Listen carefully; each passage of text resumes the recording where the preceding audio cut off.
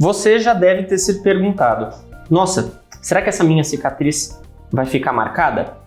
Eu sou o Pedro Colli, médico dermatologista, e hoje nós vamos conversar sobre problemas do processo de cicatrização. Para a gente entender de cicatriz, é importante que a gente entenda como isso ocorre rapidamente aí na nossa pele. Quando a gente sofre um insulto, um trauma, um corte, um arranhão, um machucado, seja isso intencional por um procedimento cirúrgico ou seja não intencional, como uma queda, um tombo, a nossa pele ela tende a voltar ao aspecto original que ela era, cicatrizando, né? Essa cicatrização ela passa por várias etapas, como um processo de vermelhidão, calor, o local fica sensível, dolorido, um pouco inchado. Isso se chama inflamação. Toda cicatriz ela passa por um processo inflamatório que é importante para ativar esse processo inicial de cicatrização e ativar também o nosso sistema imunológico para impedir a entrada de um micro-organismo, de uma bactéria, de um vírus, de um fungo ali dentro daquela ferida, né? E depois de um tempo, essa cicatrização, essa pele ela passa para outras etapas do processo de cicatrização. Essas células começam a se proliferar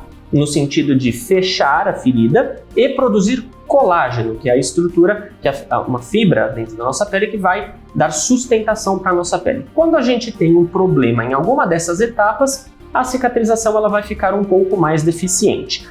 O nosso maior receio é quando a ferida ela não cicatriza. Então a não cicatrização talvez seja um dos piores defeitos do processo de cicatrização, né? E o que pode levar a uma não cicatrização? Existem vários fatores de risco para que um paciente não cicatrize uma ferida, ou seja ela cirúrgica ou por um trauma não intencional. Diabetes não controlado é um fator de risco bastante importante para que os pacientes não cicatrizem. O uso de múltiplos medicamentos, problemas de circulação, às vezes feridas ou traumas no membro inferior, nas pernas, pacientes que já têm obstruções vasculares, obstruções nos vasos sanguíneos, isso dificulta que o sangue chegue e nutra aquela região que vai ser cicatrizada. Existem algumas alterações neurológicas, como doenças infecciosas como a hanseníase, doenças neurológicas provocadas pelo próprio diabetes ou outras doenças autoimunes também podem provocar uma deficiência do processo de cicatrização.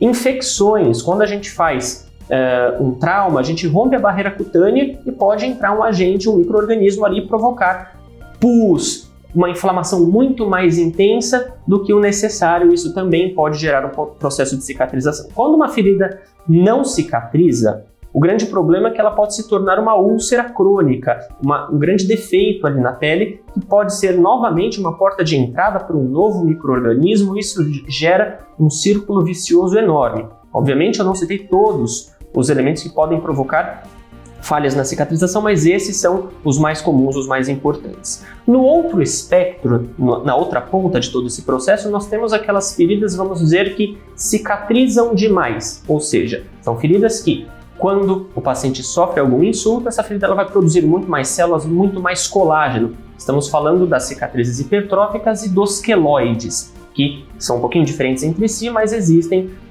na população geral e principalmente naqueles indivíduos que têm uma descendência, uma afrodescendência, e isso pode acontecer em indivíduos não afrodescendentes também, mas é mais comum na população que tem afrodescendência. Isso é muito complicado porque normalmente acomete essas cicatrizações hipertróficas e queloides em áreas às vezes cosméticas da face, como por exemplo o lóbulo da orelha, nariz. Qualquer local da nossa pele pode ser acometido por um queloide ou uma cicatrização hipertrófica.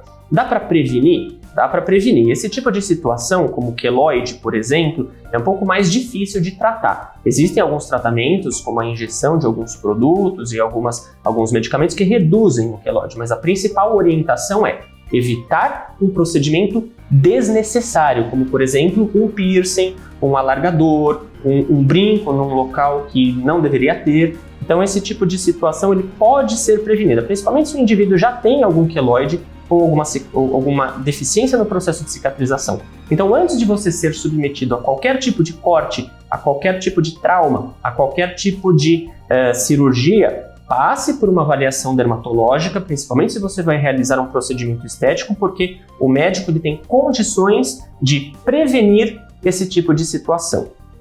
Eu fico à sua disposição.